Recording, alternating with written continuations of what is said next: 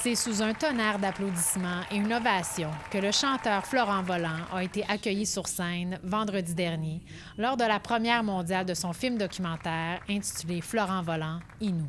Réalisé par Isabelle Longnus et présenté dans le cadre du festival Présence autochtone, la grande première a fait salle comble du parterre au balcon. Plusieurs personnalités connues se sont déplacées pour soutenir l'artiste. Icône de la communauté Innu et un phénomène culturel qui a marqué la culture québécoise, la musique de Florent Volant a traversé les frontières et le temps.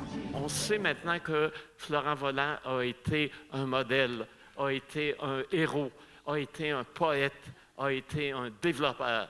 Mais là, maintenant, on sait Florent Volant, comme Atarnarjuat, va rentrer dans la légende.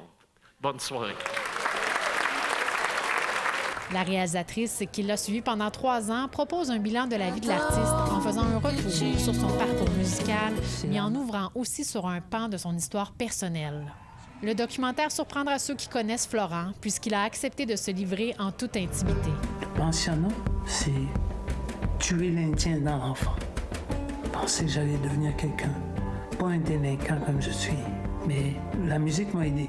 Florent a aussi offert un rare accès à sa famille, de qui il s'est rapproché suite à son accident cardiovasculaire en 2021. Après l'accident, quand il s'est réveillé, il m'a dit « J'ai eu une belle vie, la musique, mais ce que je veux le plus, c'est de remarcher. » Yes, sir! Un moment de reconnaissance père-fils a d'ailleurs eu lieu lors de la première.